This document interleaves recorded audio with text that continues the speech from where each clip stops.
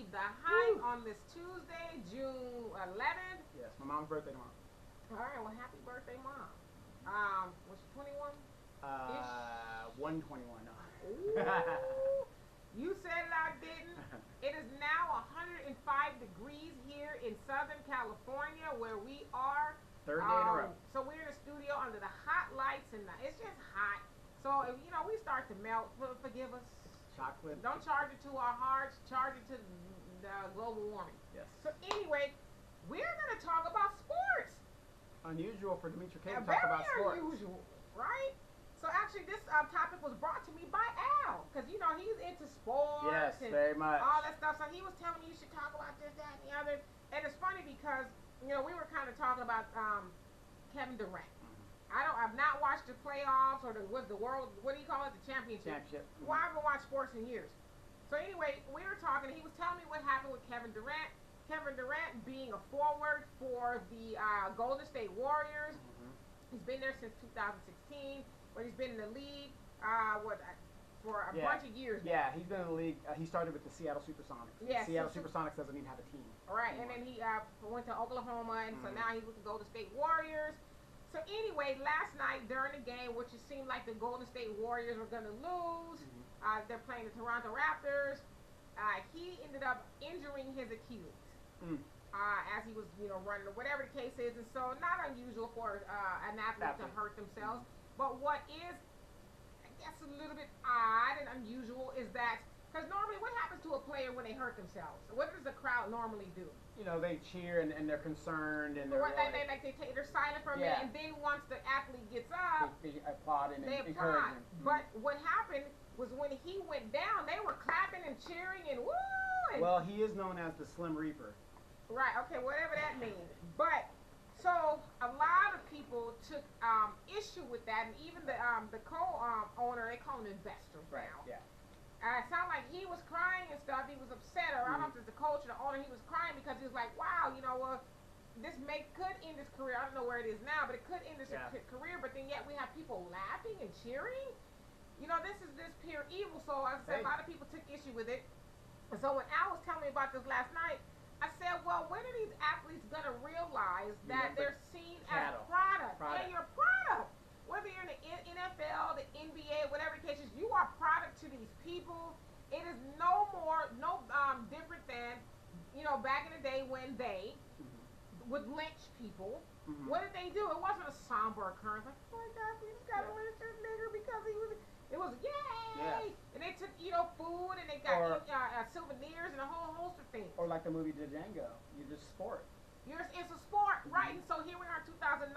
It's the same thing. Like this guy may have a career-ending injury, and you're laughing and you're cheering. And so Al said it was a good analogy that I made. I said to them, watching especially black athletes play, it's just it goes great with their chips and dips and their hot wings. You're just part of the entertainment package here. And so I'm not surprised by that. And so he was telling me that I guess Sean King, he does the Tom Joyner morning show Tuesdays and Thursdays. We don't get it out here, but he was saying that Sean King was saying he may end up entertaining boycotting the NBA because it's just crazy. Now the other part that I was going to talk about was last week during the same playoffs, Kyle Lowry. He plays for, he's on the Raptors. Yeah, Raptors. He's on the Raptors. See, I don't know nothing about sports, but I tried to get a little information for y'all. He's been playing since 2006, I think it is. So he ended up trying to get the ball or whatever, was involved in trying to get the ball, and ended up falling into the stands, the crowd. So, the floor seats are very close to the court or whatever the case is. So he ended up falling. Didn't even fall on the guy that shoved him.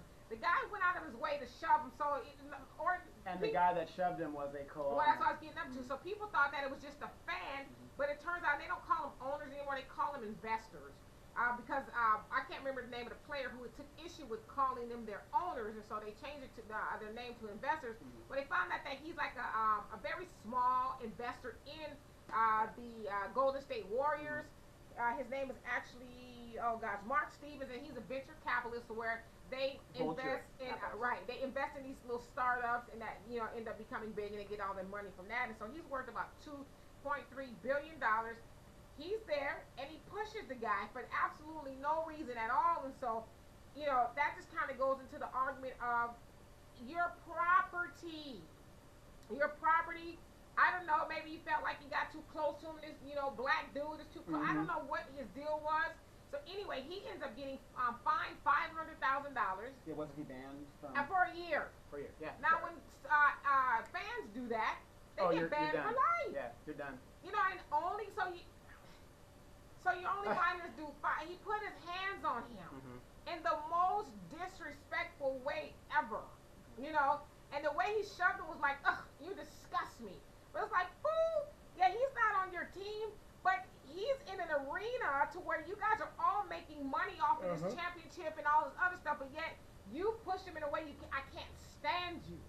And so again, that's just another example of, regardless if you're playing for the NBA, the NFL, whatever, you are a commodity to them, like slaves were a commodity back in the day. And Farrakhan talks about it all the time, how he likened the athletes to highly paid slaves, not to be disrespectful to them, but just to say, hey, these owners, or used to be called owners, these investors, now they don't care about you. They only care what you're bringing to the table. They only care that you're making them more money. Right. You filling are replaceable. Yeah, they're filling seats. And so at some point in time, because you're starting to see, because I remember like when Kaepernick was kneeling and all that other stuff, you had your LeBron and all them, they, supported him and stuff. And they were kind of like grateful that they didn't really have those issues in the NBA. But it's like, well, I don't know if it's something new that's going on with the disrespect, the crowd hooping and hollering when somebody hurts themselves, and the owner or the investors, starts putting their hands on people. But it's like, surely you don't think you're different. Surely you don't think that's an NFL issue. And, the NBA, they respect us. I mean, this is going to sound jacked up, but they are who they are. Right. Money, and I think you talked about this once, money don't make you better. Right. And them paying you a lot of money don't make you better in their eyes. It doesn't make you a respectable Negro, if you will. You're still black. Yeah, you're still a black man at the end of the day. And I would question too, this, Mark Stevens, this investor, if that was a white player that had fell all over the place. Right, exactly. Get him some water. Right. Hold on, right here. Right, but I was like, golly, you ain't even going to hide your disgust. And so on the other hand, somebody made a good point is, what if Kyle would have put his hands on him? And choked him out or something. He would have faced a harsher penalty for doing that to him than, so it's like, obviously, and we're not saying, I am saying the scale should be balanced, but we know in the white man's world it ain't going to be balanced, Never. Which is why you don't have, especially like in the NFL, a lot of the players were just like, well, yeah, Kaepernick was kind of right, but I don't want to say nothing. I don't want to mess up my coin. Right, I don't want to mess up my check here, and so I'm just going to go along with it, kind of, sort of. So I think the word owner is apropos. I think that it is very appropriate to call them the owners, because anytime you're afraid to rock the boat with somebody or to really just, do a Kaepernick, you're owned. And your emotions are owned. Obviously your money is owned. Usually, basically a lot of teams now in the NBA are partly owned by these different investors. Right. There's only a few teams left that are owned outright by a family. Like the Lakers are owned by the Buss family. So she's an owner. No, there's nobody she's sharing it with. She is the owner. Right. Period. So that's pretty much the connotation when there's more than 2 or 3 people that have pieces. Right. Yeah, that's where the thing comes up. But plantation is a plantation. I agree, and that's what whether it's on the football field, the basketball court, or wherever. It is a plantation, and I can just go back to the quote that what Farrakhan says: you're just highly paid slaves. That's it. You're not special. Yeah, you have some special talents. You were among the chosen few that were paid millions and millions of dollars to run a ball or whatever the case is. But at the end of the day, I mean, well, if you didn't have that title and that were able to do what you're doing for them, they wouldn't give a shit about you. And the sad thing is, most pro athletes, their sports agents don't look nothing like them. Very rare.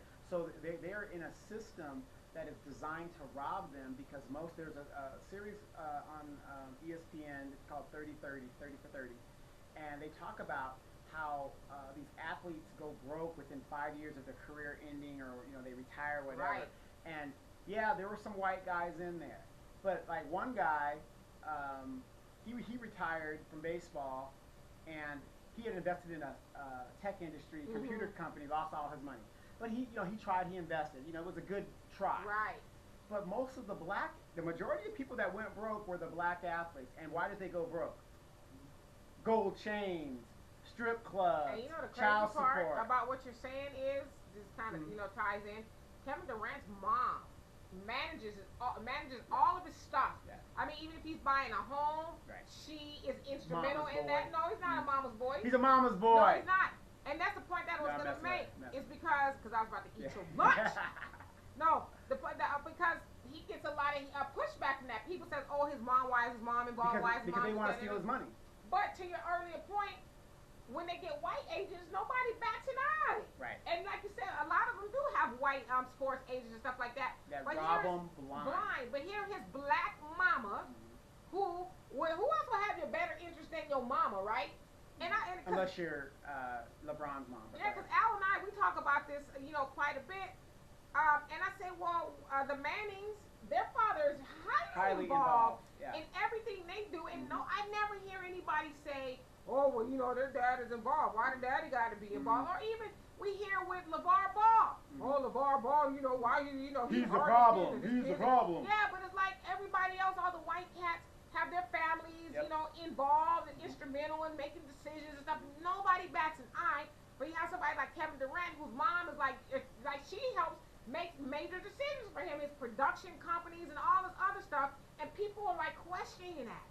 Well, it's almost like Monique and her husband. Right, exactly. Monique being the comedian's, actress, Oscar award-winning actress. Her husband is instrumental in helping her make decisions and all this other stuff. And people are like, well, why he got to be there? He's the problem. He's ruining her career. But it's like, on one hand, you know who that comes from? It comes from a lot of us. But on one hand, I don't hear a lot of black men do it. There are some, but I don't hear a lot about it. But I hear mostly black women complain about Monique's man being in the mix. But it's like, here this man is standing and doing what you guys complain that black men don't do.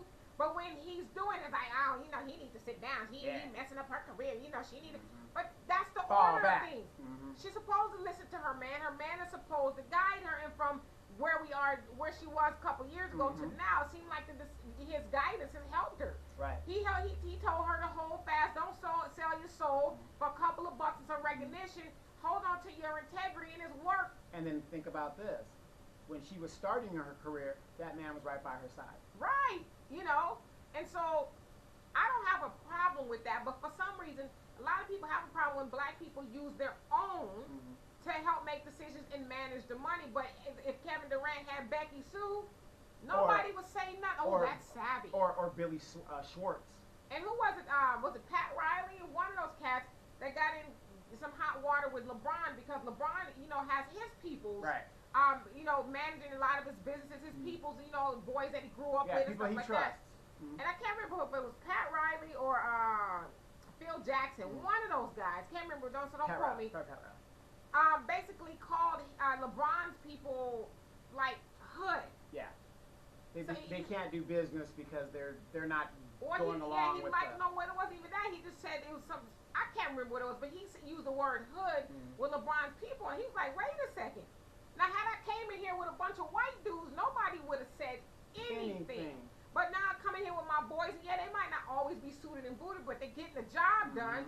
Now it's a less than connotation because it's a bunch of black men helping me. And so I just think that, these players need to I can't tell them what to do, but it would behoove them to really understand the makeup of who they're really dealing with. You are a thing that can run a ball better than anybody else they could have drafted.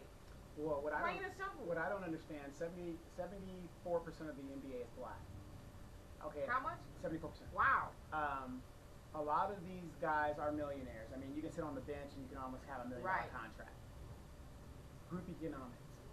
out of all of the teams in the NBA, there's only one black owned, and that's owned by Michael Jordan, and that's the Charlotte Bobcats. They're not a very good team. Michael Jordan. The who? Yeah, right. Yeah.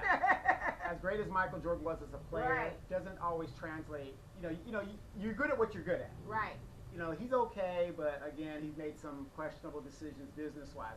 Not saying that he shouldn't continue. And he owns a small percentage. No, right? He owns the majority. Does he really? Bobcats. Wow. Yeah. That's I'm thinking it's Jay-Z that owns one of those teams. Yeah. No, Brooklyn Nets. He has a small percentage of that. But I'm not saying Michael Jordan give up your thing and give it to a white guy. Whatever. What I'm saying is we need to practice group economics. If 74% of the players are black and most of them are millionaires, most of them, why can't? Hey, dog, give me $1 million. You give me $1 million. You give me $1 million. We can start a team. See, me and Al was talking about that this morning because who else has a basketball league that's okay? Right. It's Ice Cube. Exactly. Ice Cube has a basketball league, the 3-on-3. And to piggyback off your point, because that's the point I was making earlier, why don't these players who are black NBA players, ain't nobody going to see the NBA if y'all ain't there. That's true. Okay? That's true. They might have saw Larry Bird back in the day, but it was, come on. Well, you do have some professional leagues out there, but nobody's going to see. Nobody's going to pay $100 to see a bunch Joe of white Scruggs players doing the fundamentals. Right. Not saying fundamentals aren't important, but they go to see the Michael Jordans and the LeBrons and all these superstar black players that's going to give you an alley-oop and all that. And I don't even know basketball terms. I know a little bit. But so the point that I'm making is, what if some of them went to help Ice Cube form a league? Right. Dundada, you're no longer owned. You're no longer on the plantation. You're playing with your peeps, and your peeps are coming to see you in the story. Right. And what we got to do is, again, practice group economics. You got some guy says, well, I'm going to form my own 3-on-3 league. Why are you going to get in competition with Ice Cube?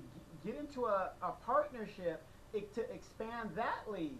And get your piece of the pie there, and make it a stronger league versus trying to start another league that's going to ultimately fail. And that way, the next time a white man come to the game, and put their hands on you, can get rid of them for life. You don't have to say, well, what's unfair because if that had been us, then we'd have been back. No, if you have your own thing, your own league, okay, he can never come in here. I don't care how much money he has. He put his hands on us. He could never come in here ever no more. A good example of a movie to watch, in case you guys are interested. Have you ever heard of Dingo Long and Traveling All-Stars in Motorcade? Stars Billy D. Williams, Richard Pryor, James Earl Jones, and it was a Motown movie. Okay. About a traveling, the Negro League baseball team, and what basically happened was they were cutting players and stuff, and the players didn't have insurance and stuff like that, and so Billy D. Williams was like, well, we can form our own team. Right. And the owners did everything to keep these guys from becoming successful. Nothing new there. Right. We are so far past that. We have the money, we have the smarts, we have the talent. Only thing we lack is courage and belief in the fact that we don't need the establishment, the oppressor, to do that. I mean, we got some black outlets, where Byron, what's his name? Byron Allen just bought the Weather Channel. I'm sure he can find a way, to maybe stream something. I mean, there's a will, there's a way to do these things. They probably own some of Revolt TV and all that kind of stuff. So yeah, I mean, Oprah owns OWN. Right. It could happen if people stop waiting for the man. Oh, just like me, respect me. Oh, treat me fairly. Do this, do that. I don't want to call you an owner. Well, they are your owner. It's plain and simple. They're your owner. When you're getting a check from a person or a corporation, they're your owners. And I'm not saying all the dudes in the NBA or NFL, whatever, white people are bad, but it's more of the negative than there are the positives. Like the one guy that I can't think of the white player. Not a white player, but a white coach who's very upfront about racism and the Spurs coach. Oh, Popovich. Yeah, he's very out there. Like, no, there's some things need to change. I agree with Kaepernick is doing. As a matter of fact, all that stuff. Yeah. Popovich was the very first coach to hire a female NBA assistant coach. Right. So he's very progressive. Very progressive. So, but you don't have enough of him because we need those. We need people like him to help combat racism and help change the game. But until we get more of that, we're gonna have to do that on our. We should be doing it on our own anyway. Well, and here's my thing, because I've been hanging around with Demetria for over 30 years. I guess some of it's rubbing off on me. You know what? You could have your NBA. We'll just start our own shit. Like how hard is Yeah. that? I mean, I'm gonna please treat me right. Right. Please, Master, I don't want to call just, you on. You know, anymore. just don't push me when Right. I'm doing. You know what? Mother, I'm just gonna get my own. How hard is that really? I mean, some of these players, Steph Curry's got what, $240 million? They gave him a 240. Dude, you Max got contract. money. You Or- got money. Or think about this: Snoop Dogg has a youth sports league out here. Yeah. Okay, it ain't pro, but think about the kids that are going to develop in that league that are going to go on and do, and he's using his Again, we resources. talked about Ice Cube. There's another group of ex NFL players. They have a NFL league. I can't think of yeah. They're trying to form it. It was the AFL that it just folded. Yeah. It started and it folded, but they But saw why did it fold though? financing and stuff But like why that. weren't we behind that? Right. Like we're behind the NFL. Right. You know. Exactly. And that's just the long and And short then of it. Jim McMahon, he's going to relaunch the XFL. I think next year. Here's a guy that's not going to give up on his dream to have an alternate league to the NFL. But we'll get behind that though. Because it'll open up some more opportunities for Right. athletes, which is great. Right. However, why can't we just form our own stuff? We scared to let go of massa. Yeah. I don't care what people say. Some people argue on that. That's exactly what it is. We are scared to let go of massa's apron strings. We don't think we can be something without massa because we've just been conditioned. Oh, you got to have the blessings of massa before you can do anything. Or that Or same you're not going to argument. be successful. Or, you know what, we tried to do that before, but they just keep stopping us every which way we go. And we got to keep going. Right, and so, and another example, not that this has anything to do with sports, I think his name is Daryl. I don't want to mess his name up, but he is the leader. I call him King because that's what he is to me. He's the leader of the Black Panthers in Philadelphia, I believe it is. Okay.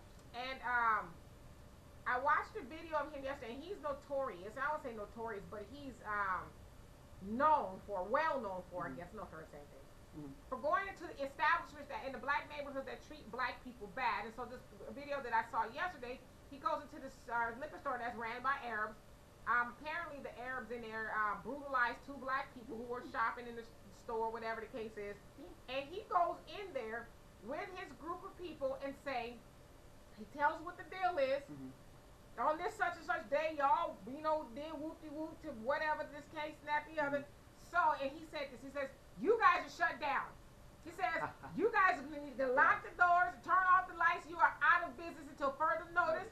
And he said he has to do it behind the counter, because in our neighborhoods, they had a glass, partition where they don't want 3-inch partition. all that. And the dude, I don't know if the dude told his name, he says, but whatever your name is, he said, you come lock these doors, because you're not getting no more of our money. He says, you guys are shut down today. And I guess somebody, you know how we do, somebody trying to come in and says, nah. He said, it's shut down. Y'all don't come in here. I'm just going in there for some Twizzlers real quick. And he told the brothers at the door, don't let nobody else in here. Wow. And the dude came and closed the damn door. Wow. And he said, you guys are shut down. You're not going to come in here and take our money and brutalize our people. Man, I had to fan myself. Were you getting moist? I was. In an intellectual way, though. You know, like, wow. Just like, woo. Long time coming. But this is something he does. And I said, he didn't say, well, you think you could treat us right? Could you not beat at least 3 of us? He said, no. It is shut down. He wasn't asking. He was telling. He was affirmative in what he was saying. And everybody followed. You know, because you had people out there like, it's like, no, I said it's shut down. That's it. Done. Done deal. And he said, to further notice, you guys are not going to be over. He said, and we don't need these, pastors in the community come and talk about we gonna make a deal. Let's sit down. Yeah, we gonna pray on it. Nope. He says no more of that because these people come in our neighborhoods and they do what they want and they don't think they'll be held accountable. There's no consequences. And I'm like, where is more men like him? Maybe they need a bat signal to, to summons you guys. You know what I'm saying? But I'm like, okay, so you think about, I'm going to find his name. Actually, he friended me yesterday. Oh, did he? I friended him. I'm sorry, let me get this right. I friended him and he accepted. And I was like, I've been friended by the coolest, accepted, if you will. Did you by go one to of the L's coolest page? people. You know, L said stop sending him friend requests. He's not going to add you. No, we're already friends. Okay? We are already friends. I just want you to know. But I'm like, he can do this on a smaller level. Okay. Why can't the people with the influence and the money do the same thing? Because I'm gonna it's going to affect my coin. Okay, but I mean, I'm sure his coin is affected to some degree. Yeah, I don't want to get involved with, it's just like Will Smith and the original Aunt Viv. When she was asking for a $5,000 raise, he was like, your deal is your deal? Right. Our deal is right, our deal. Right, and she's been having the butcher's block ever since. His name is Daryl King Rick Farmer II. Okay. And they are out of, Milwaukee. Milwaukee. Not Philadelphia, Milwaukee. And this brother here is a force to he's a big dude. Okay. I think I could take him. Yeah, oh shit. I think I could. That's a big dude. A couple of hits to the throat, I think he'll go down. Right. But so, he just goes into these establishments and tells them, no, y'all done. Awesome. And so he's able to organize. Well, obviously, he's a force to be regular, but he's very authoritative in what he does. Yeah, I would just I'm not trying to send a warning or something like that. I just hope that he's very careful because that is a form of racketeering when you do that. And you know what? Screw it. Right. Okay? Yeah. I'd rather be on the total line than to keep having these people come in our neighborhoods and no, I'm not telling you to stop. I'm just saying that's what they're going to try to do. I know, but just check it out though. These cats, these Arab, Indian, Asians, all these, they're not even afraid. What should I be afraid of black people? You guys are getting your asses kicked every day. I just come to kick some ass. That's what I'm saying though. I come to kick ass. They're not even afraid that if that could you be won't even swing. Granddad or uncle or somebody you're doing that to. You won't even swing. Your men are not even in your community. Why should I be afraid? Right. That's what I'm saying. So how they're like not even afraid to do that. And so men like Daryl, he's like, oh, you gonna be afraid. Like, because to your point, and I get it, because some people probably saying, well, you gotta be careful, this, that, and the other. Like, what else do we have to lose as black people at this point? We've been playing by the rules forever, the rules that are always stacked against us. We've been playing by these rules, and we've gotten nowhere. Same thing with voting. I'm going to vote Democrat. For what? The Democrats haven't done anything for us ever. But I'm going to keep doing it. Oh, if you don't vote, you can't be heard. Or you don't have a voice, you ain't been heard all this time. So right, I've been voting and I haven't been heard. We've been playing by the rules. We always play by the rules. And so, but you think about the rules that we play by, the people who are making the rules, they ain't playing by those rules. But we playing by them, and we haven't gotten anywhere. So sometimes it's going to take us to rock the boat and say, I'm not playing by those rules anymore. Because if I come and complain to you that whoop-de-whoop that owns the liquor store put his hands on my peoples, you're going to say, well, we know we're going to investigate, we're going to look into it. You ain't going to do none of that. Because for one thing, the city council allows those people to set up shop there. They know that it generates some money for them. They know black people on the surface are weak. We're not going to do nothing but cry and complain. And so that'll get swept under the rug. But no, if I'm going and I let you know, it's going to be on and corrected. No, it's not that they know that they're weak. They systematically take our strong people out of the community and incarcerate them, be it male and female. Absolutely. But you know what? Then another one needs to rise, and another one needs to rise, and we just rise because you can't do that to the Jewish community. You can't do that to the Arab, the Asians, the Mexicans. Can't do that to nobody else but us because they continue to rise. The LGBTQ, you do that to them, and they go off. So we just need to follow suit. Okay, you take one, and another one will rise. It has to stop to where they smash out one sector like the Black Panthers, what they used to be in the 60s, and then, okay, it's kind of dwindles here and there, whatever the case is. No, we just need to continue to rise until we get the results. It's like with this reparation thing. I guarantee you there's some candidates who thought, oh, that'll go away. Yeah, it'll go away. Because it was an issue before, and it went away. And so they probably think, black people, they get excited, for a couple of weeks or so, and then they get distracted. You got to wobble. But, right. They get distracted by what Steve Harvey doing and Oprah and, the housewives. They get distracted. So but now they're like, wait, this reparation thing is sticking around because even Ta-Nehisi, I think that's how you say his name. Tariq Nasheed, yeah. Not Tariq, but the guy who wrote, helped write the Black Panthers. He even said in the article I read yesterday, he didn't think that it would stick. Because it was 5 years ago that he made the argument for reparations when he was talking to Obama and a couple other people. And he said he didn't think it would go anywhere. The whole argument, call for reparations or the recall, if you will, for reparations. And he said, so here we are. So he says these people are going to have to start taking it seriously because it's not going away. People want their money. And stop making an argument, well, where are you going to get the money from? No, we don't care. Money. Yeah, we don't care. You get it from where you got it from, when you got it. Take it out of the defense budget. You're taking money from the defense and building a fence. Right. You authorize that. Right. You'll find the money. And so anyway, in that part of the sports segment, we got David Ortiz. We get into it right now. Get off the plantation, okay, and go build your own. Build your own leagues and be done with Massa, because you can call him an investor or whatever you want. He's still your owner. Build your own leagues. Build your own record companies. Build your own stuff. Right. Period. End of story. Okay. So now we're gonna move on to David Ortiz. It's a lot of people Big know Papi. him as Big Papi. They said he got the name because I guess he couldn't remember people's names, so he would call other people Papi, and that name kind of stuck with him. So it's not true that the girls are saying. I mean, I'm sure it is because he's a big dude. You know, that don't mean you. Big, you know. That don't mean anything. That's just a lot of weight on you. Right. Well, I don't know. I don't have any personal knowledge of that. Okay. So anyway, David Ortiz played for the Boston Red Sox for about 14 seasons. He is, I guess, held the record for 54 home runs in a season. And so he's a very decorated baseball player, okay? Now, he's retired. I think he retired in 2016. A couple days ago, he was in the Dominican Republic. His home what do you call it? Country, yeah. The name that escaped me. Home country is at a bar or something like that, a club or a bar. In the video, you can see some assailants, if you will, came up on a motorcycle and shot him in the back, went through his stomach and damaged some of his organs, had to take out some of his intestines, it sounded like his gallbladder. You know, so he was flown from the Dominican Republic to Boston where they did a second surgery. It sounds like he's doing okay now. Yeah. He's stable. So anyway, you know, speedy recovery to him.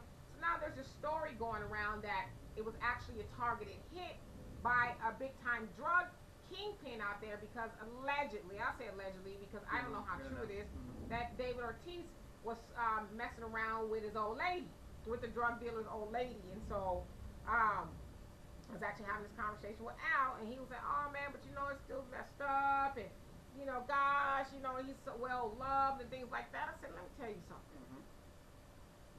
If this is true, because I don't like to get into the whole gossip of it, if this is true, don't nobody care about you being well renowned and well loved if you dipping off into his cookie jar. Yes.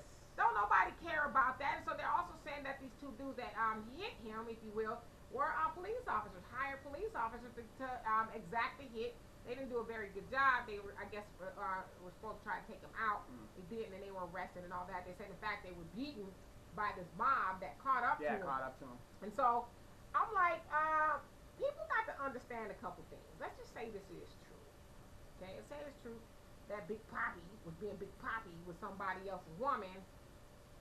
Which is plausible. We don't know for a fact. And they say he's married. Well, he's married as well. But my thing is, who gives a damn?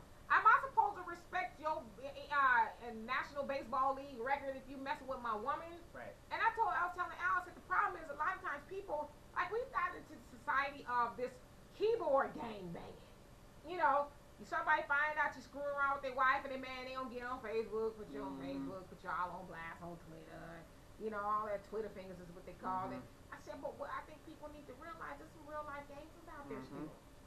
There's people who, you know, will stand by some, you messing with my woman? I can't just, I'm not going to get on Facebook with it. Right. I'm going to get you when you ain't looking. Let's just, you know, if that's true. And so there's still a code that you got to respect regardless of who you are. Nobody wants you messing around with a woman. Right. You know, and so, as I said, I don't have a whole lot to say about that. I wish he, you know, speedy recovery and all of that, but there's still some things you got to respect regardless of who you are, Big Papi, Little Papi, whatever. You still got to respect people and their stuff. And again, I've traveled a little bit in my time, and I'm going to tell you this: when you go to these countries that have abject poverty, Los Angeles, places like that, abject poverty, you got to remember these people are in such a desperate situation that when they see that you don't even have to be a big poppy, you could just be a regular American tourist. Right. Right now, they don't know what is happening down in the Dominican Republic where these tourists are being poisoned and killed or whatever. But you're in a country that has abject poverty. They have nothing to lose by either robbing and killing you and whatever else. You know what? You gotta watch your six because you don't know. You know, I know you want to be amongst your peoples and stuff, but when you reach that level of fame. Well, it's not even fame. There's a term called ugly American, and a lot of people don't even know what that means. The ugly American is when you go to another country and you are just so disrespectful and you're throwing your money around and your influence around, and it looks really ugly because you feel that you're entitled and you're treating the local people like shit and stuff like that. That's the ugly American syndrome, and a lot of that does go on. Unfortunately, it does. They just figure, oh, I'm an American, I can do what I want, blah, blah, blah. Yeah, well, you can't mess with the dope man's woman. That's what you can't do, okay? Exactly. I mean, you just can't do it, and you shouldn't do it, and like I said, I don't know all the dynamics of the story, even if this stuff is even true, but that's what the word is. It was definitely, and his people, David's people, are saying that it's a hit, okay? That it was most definitely a hit. An organized hit. So, but his people are disputing if that was because he was messing with the woman. But right now, and we don't even have the whole story. Are we sure it's a woman? But what if it was maybe he invested in Ortiz in something and something? I mean, who knows? It could be a whole bunch of things. Hit. Yeah, it was definitely a hit. So you know, he should be careful for lack of better words. But yeah, I mean, you gotta respect people regardless of what walk of life they're from. You can't just And then if you look at the video, he had his back turned. So if it's true that you're out there dipping in somebody else's cookie jar, you had your back turned. And you know that I mean, I don't know. It sounds like he's a lovely guy. People really love David Ortiz, so I don't want to speak bad about him. But I mean, those are the kind of things you're doing. You might want to you have your head on straight. Right, but that ain't the player code. You know, as we all know, those of us that used to run and rip and run Thundercat that we were. You don't see me going to like bad areas of LA just to go down there and I'm gonna sit in this club and I know it's frequented by, certain folks. You gotta be careful. And you really do. But that goes to show you, women that's a powerful drug. It really is. Women are a powerful drug to where you're gonna kill somebody over dipping into your honey pot. I bet he'd have put a bullet in her.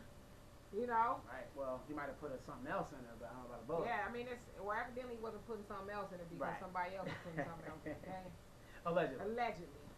Yeah, I mean, but to your point, it's women are very powerful. Very powerful. Y'all men be doing some extra crazy stuff behind the power of P, if you will. But I'm sorry, there's just too much P out here for me to have to be killing you, or getting up in somebody else's P. Right. I can make it happen in that way. But I hope he recovers. Here's the thing. You ever hear these stories about like, oh, he's on recovery, next thing the person's dead? Right. Until he is out of there with his family. Well, his dad has been giving the reports, the updates saying that he's stable and he's doing okay because they did move him from the Dominican Republic. And like, let's bring him. But when it comes to stuff like that, I usually wait until they're with their family and loved ones because what if the conspiracy? If it is a conspiracy, it's still going on. Yeah. Well, hopefully, he's gonna be all right. So. Because, like I said, the sports agent, Guy Schwartz could be trying to get the money or silence him from being sued. I mean, there's just so much stuff in the sports world when it comes to this major money. Right. I mean, a lot of stuff I just don't believe anymore because it's like, it doesn't make sense how this guy could be broke and he's suing his agent and all of a sudden he dropped dead or he was in a car accident. It's just there's too many coincidences. So we wish Big Papi a quick recovery. All I can tell you is that. But 105-degree heat. What do you think is going to be happening here? As y'all can see, I'm melting. I'm surprised my hair is even it's holding up. I'm shocked. Right. But it's hot as a mug. I got sweat going down my back. And it's so funny because we were complaining how late summer has come, and now it's here. Yeah, it's we didn't get spring at all. But thank God this is the last hot day like this. It just came out of nowhere. 3 days in a row. Yeah, we're supposed to be going down to more humid temperature. So, I apologize if I'm a greasy, sweaty mess right here. I would like to think that my skin is like dewy, but something tells me that I'm dripping. No, you're not dripping. But so yeah. I couldn't get with a woman like she sweats too much for me. Hey, some men like that. Well, no, they do. But look, I'm a realist. I ain't putting in all. Come on, I'm not doing all like this. That. I'm not putting all this work in like that. So, South Africa. What's your latest update? What's going on? You got the passports? You ready to go? For sure. Yeah, we ready. We are ready. Only thing that's not ready is my bags. I pack very light. Yes. So I'm not taking a bunch of stuff. I take a bag to bring some stuff back. If she's packing light, that means she might not be returning. So you might want to go ahead and pull that passport. I'm telling you, he'll do a Liam Neeson to go get me. He'll be heading over there. Right. Or he might be like, yeah, she gone. Come on, Batisha. I am the commander-in-chief of the EFF. Keep El Debaj. That's what we're going to have a problem. Okay? Right. So, no, I'm actually excited to go to South Africa. If you guys don't know, we are going to South Africa in September. Donovan, my daughter, and I, we're going. Not just South Africa, we're going to Seychelles and Abu Dhabi. Yes, we're going to, do some rolling, some jet setting, if you will. Jet setting, exactly. And well, we're going to spend most of our time in South Africa. And I'm proud to say too that we're not going to stay at a white establishment.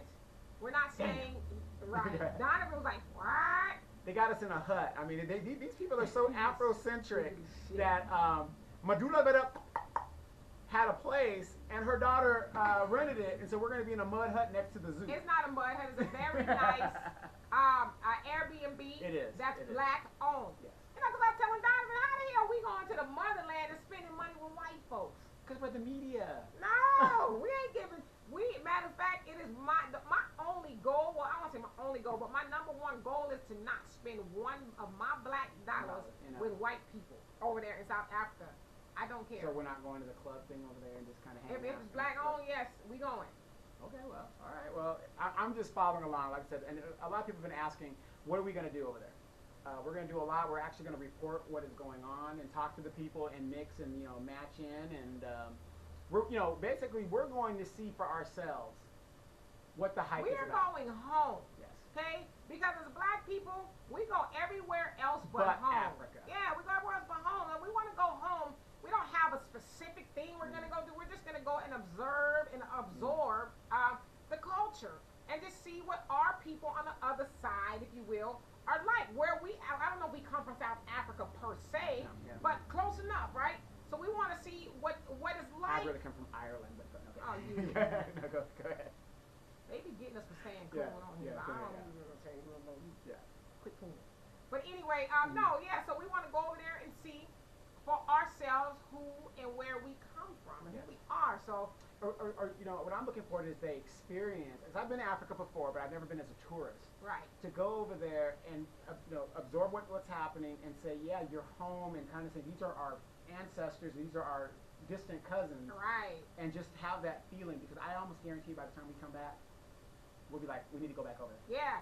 I'm looking forward. This is the part that I'm looking forward to. Is when we get off the plane and we step foot on the motherland. I'm looking for that overwhelming moment of just the way you swell with pride. Like, I'm home. I'm amongst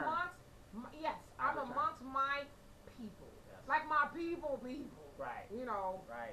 We don't have to worry about seeing no Hispanic person and burrito shops and all this other stuff. And not to cut you off, we go to eat every Tuesday, and I cannot get this man to go to a Mexican restaurant. Can't do it. He says, I'm not going to do it. No, I told my daughter the other day, I said, I knew why Donovan feels that way. Yeah. And I love Mexican. No, and I loved it too, but we're oversaturated. I'm just done. It's just done. I used to love the guac. Now I'm done. I can't even go to Taco Bell. That's how bad it's gotten to me. But I am really going to get excited about that. Of course, we're going to rub elbows in the Seychelles. And for the podcast, we're going to see you guys next week. But I want to continue this real quick because I have something to say in regards to traveling. My uncle, who's from a small town in Louisiana, he's seeing what I'm doing, and he's gotten the bug. And there's no excuse why he can't travel the way he's supposed to be traveling with his wife. His kids are starting to grow up and stuff. I said, man, you can't just go to Texas. You can't just go on these cruises down to the Bahamas. Get out. Yeah, how am I doing it? I'm just doing it. I don't care. I'm not making no excuses. Just do it. Right. You know, and then of course we're doing this show, and I want to bless Demetra and her daughter. Of course, they're doing their thing. But how long have you dreamt about maybe going back to Africa? It's been a long time. And what I tell you, let's just go do it. Yeah. You were like, oh, okay. Did you get permission from them? I actually did get permission from my man. Yeah, he we was like, want to be in order. We want to be in order. What? No, Yeah. no, but I learned that from my mom a long time ago. Mm-hmm. Just do it. Just do it. There's somebody, and Richard Branson, one of the richest men in the world. Yeah, the businessman that I look up to as far as his business and stuff. He says if somebody offers you an opportunity, take it. Take it. And figure it out along the way. A lot of people say no to opportunity. Oh shit, I'm scared. I ain't never been past Riverside, Africa. Or they're worried about the money. If nobody asks you and talk the money, don't worry about the money. Just say yes and figure it out. If you really want to do it, you figure out the rest. Don't let that stop you, because my mom, RIP, used to say all the time, and it's one of my mottos, if something's not going right, is there's money everywhere. Yes.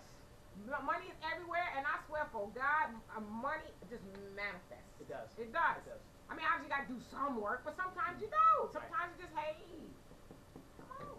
Like I said, over there in South Africa, I mean, look, American girls, top dollar.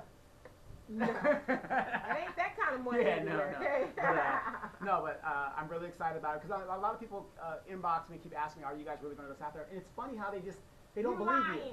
Yeah, they don't believe you. On social media and they say they're somewhere, but they're not. Yeah, it's like, yes, we're going. We're actually going. If you know anything about me, if I say something, it's done. It's done. And like you said, a long time ago, I stopped worrying about the money. I just figure it out and I decided to go. We only have one life to live, so live it. Live it. And before we go, how are you not worried about all the student debt you accumulate, but you're worried about a one-time trip going somewhere that you can really appreciate going to? Right. Or you're not worried about all the money you spend on cable. You cut the cable shit. That's a trip. That's a trip. It's either your airline trip or it's your hotel. Right. One or the other. But we'll spend $300 a month. Right. To have cable. Not me. And my whole thing about it, your daughter being younger than us. Not that much. Yeah, you had her when you were 11. I did. 12. Yeah. But the thing is, you put that on that person, and that person is going to continue that later on. Absolutely. It might take her 10 years to get back there, but she's going to go back. Right. She might stay. Right. Find her at eBay from Good Times and just be there. Right. But then her dad would go mercenary looking for her. But that's what we got to start doing. We got to start thinking in a different way. If they can do it, there's no excuse why we can't do it. Right. All this money out of everybody highballing these big homes and Mercedes and that's why they can't go travel, because they paying for that stuff. Right. So let some of that stuff go and actually go live life. Exactly. So be on the lookout. When we get ready to go, we're going to document it. It's going to be a docu-series. You guys see a lot of my trips. I put all my trips on YouTube. That way anybody can go and see, yeah, he was there. Look at that. Look at that. And some of my videos are like an hour, 2 hours. One of them, when I went to Vietnam, that's 5 hours of video footage I had up there. So live life. I mean, it's what it is. Like I said, my aunt passed recently. It really, I was sad, but it really made me thankful that I've seen a lot, more so than she has in the lifetime. And she went through a lot, but to actually go there. And real quick, my cousin, her daughter, showed me a postcard back in 1997 when I first went to Australia. Wow. That my aunt still you're notorious for sending yes, the postcards. Yes. Even to this day. Yes, I'll send the postcards. So you guys check out Demetra K on Sundays, 3 p.m. Pacific Standard Time. She talks to you guys in live time. I'm going to put the phone up this time, so I keep forgetting to do it. It's been hot. And check her out, Facebook Live, and check out the YouTube videos. So we'll see you guys again next week. It is hot. I'm going to go get me some ice and a piece of chicken and call it a day. Peace. Peace.